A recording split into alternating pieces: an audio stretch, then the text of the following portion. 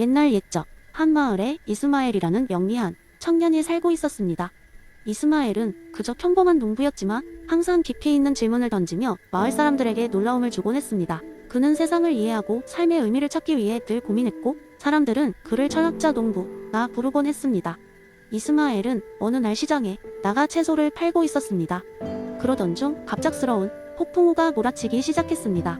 하늘은 어두워지고 비는 억수같이 쏟아졌으며 그의 채소는 물에 흠뻑 젖어버렸습니다. 마을 사람들은 서둘러 자신의 물건을 거두며 불만스러운 표정을 지었습니다. 하지만 이스마엘만은 당황하지 않고 그저 미소를 지었습니다. 옆에서 이것을 눈여겨보던 한 상인이 물었습니다. 이스마엘, 당신의 채소도 다 젖었는데 왜 그렇게 태연해 보이죠?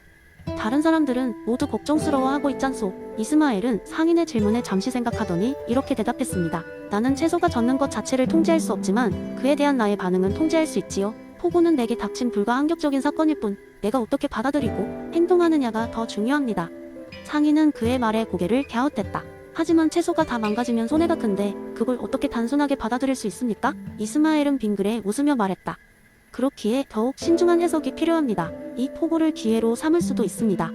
나는 지금 이런 상황에서도 평온을 유지할 연습을 하고 있는 셈이지요.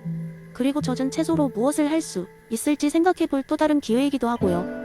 얼마 후 마을에 대규모 축제가 열리게 되어 이스마엘은 젖은 채소를 활용해 특별한 발효 채소 요리를 만들어 추운 날씨에도 적합한 건강식을 선보였습니다. 그가 만든 요리는 대성공을 거두었고 사람들은 이스마엘의 지혜를 칭찬했습니다. 그날 이후 마을 사람들은 이스마엘의 철학을 마음에 새기기 시작했습니다. 그들도 점차 자신의 삶에서 통제할 수 없는 상황에 대한 반응을 어떻게 조절할지에 더 집중하게 되었고 이를 통해 더욱 내적인 평온을 찾을 수 있었습니다. 마을은 갈수록 평화로워졌고 사람들은 작은 불행에 쉽게 휘둘리지 않게 되었습니다.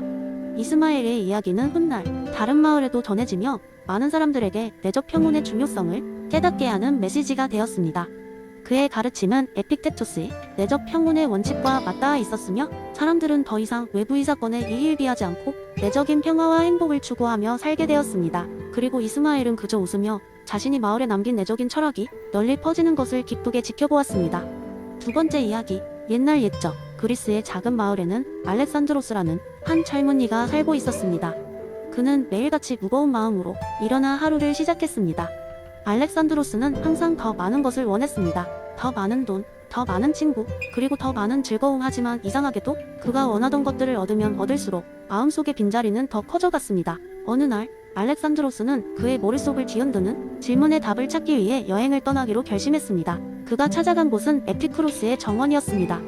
그곳은 사람들이 소박한 삶을 즐기며 진정한 쾌락과 행복을 찾는 곳으로 유명했습니다. 정원에 도착하자 알렉산드로스는 평화로워 보이는 사람들을 만날 수 있었습니다. 이들은 모두 단순한 식사를 하고 조용히 앉아 서로 대화를 나누고 있었습니다. 이런 광경이 그의 호기심을 자극했습니다. 그중 한 명인 칼리스타라는 여인이 눈에 띄었습니다. 그녀는 그의 혼란스러운 표정을 보고는 다정하게 말을 걸었습니다. 낯선 여정에서 온 당신, 무엇을 찾아 이곳에 왔나요? 칼리스타가 물었습니다. 저는 행복을 찾고 있습니다. 그런데 아무리 많은 것을 가져도 불안과 불행이 사라지지 않네요. 알렉산드로스가 대답했습니다. 칼리스타는 미소를 지으며 에피쿠로스의 철학을 이야기하기 시작했습니다. 에피쿠로스는 진정한 쾌락이란 고통의 부재와 마음의 평화를 의미한다고 했어요. 우리가 욕망을 줄이고 필요 이상의 것을 추구하지 않을 때 진정한 행복을 찾을 수 있다고요. 그녀의 말은 그의 마음에 깊은 울림을 주었습니다. 그는 과거에 자신이 추구했던 것들이 마치 신기루 같았음을 깨달았습니다. 그러면 저는 무엇을 해야 할까요? 무엇이 저를 행복하게 만들까요? 알렉산드로스가 물었습니다. 먼저 당신의 욕망이 무엇인지 알아보세요. 그리고 그것이 정말 필요한 것인지 자문해보세요. 진정으로 필요한 것은 대부분 이미 당신 곁에 존재할지도 모릅니다. 친구, 가족, 그리고 당신이 가진 작은 것들 속에서요. 칼리스타는 부드럽고 단호한 목소리로 말했습니다. 알렉산드로스는 그날부터 욕망을 절제하는 법을 배우기로 결심했습니다. 그는 정원에서의 생활을 계속하며 세상의 작은 것들에서 즐거움을 찾기 시작했습니다. 처음에는 쉬운 일이 아니었지만 시간이 지날수록 마음 한구석에서 서서히 평화가 자리 잡기 시작했습니다. 밤하늘의 별을 보며 바람에 흔들리는 나무의 소리를 들으며 그리고 친구들과 조용한 웃음을 나누며 그는 지금까지 느끼지 못했던 진정한 쾌락을 경험했습니다. 몇 달 후 알렉산드로스는 다시 고향으로 돌아갔습니다. 그의 마음은 이전보다 가볍고 밝았습니다. 그는 자신이 변화했음을 느꼈습니다. 그리고 그 일이 쉬운 것이 아니었음을 알기에 자신의 이야기와 배움을 나누기로 했습니다. 사람들에게 마음의 평화를 찾는 법을 가르쳤고 많은 이들이 그로 인해 변화하기 시작했습니다. 이 이야기는 단순히 그리스의 전설과 같은 이야기일 뿐일지도 모릅니다. 하지만 우리에게 중요한 메시지를 전달합니다. 모든 것을 가진 듯 보여도 진정한 평화를 느끼지 못하는 현대의 우리에게 에피쿠로스의 철학은 많은 것을 시사합니다. 마음의 평화가 모든 외적 조건을 초월할 수 있음을, 그리고 그것을 추구하는 여정이 우리의 인생에서 가장 중요한 것임을 상기시켜 줍니다. 세 번째 이야기. 한때 세상은 신비로운 이야기로 가득 차 있었습니다. 그 중에서도 사람들은 스피노자의 범실론에 매료되어 색다른 상상력을 펼치곤 했습니다.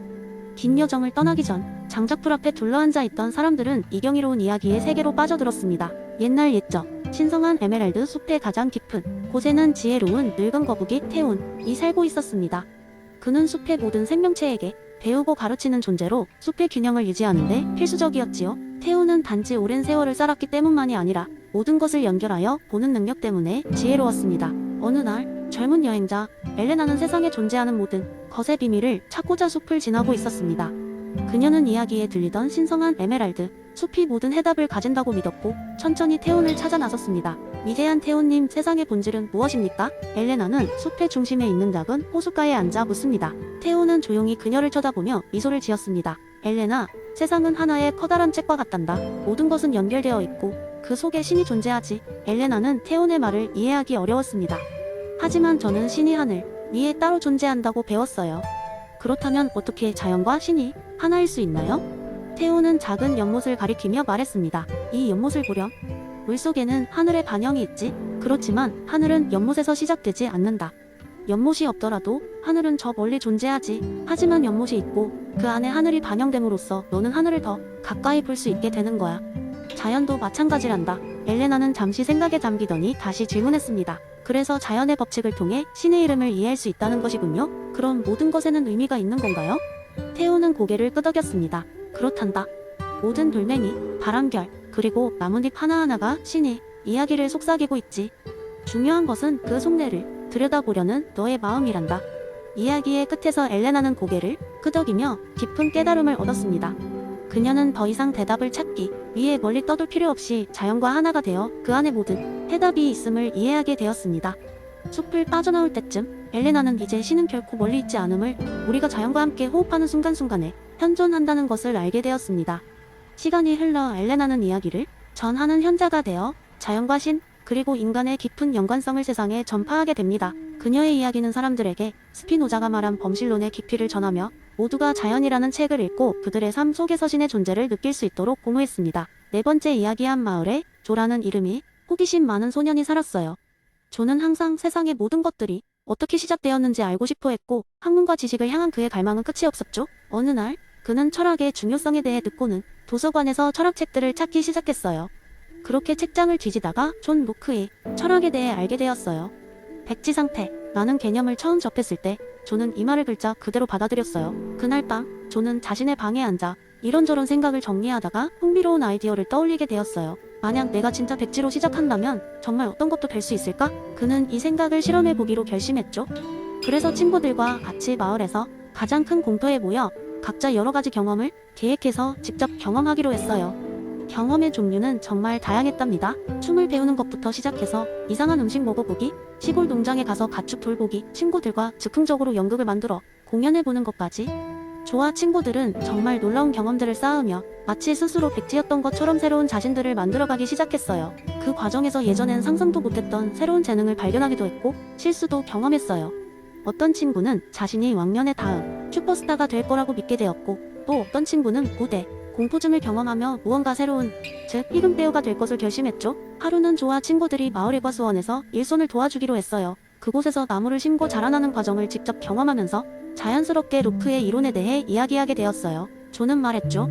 우리가 이 과일나무를 돌보는 것처럼 우리 자신도 계속해서 성장하고 경험을 통해 배우고 있는 건 아닐까? 그러던 중 마을의 노인 한 분이 이 아이들의 실험을 흥미롭게 여기고 이들의 이야기를 들으러 오셨어요. 노인은 조와 친구들에게 이렇게 말씀하셨어요.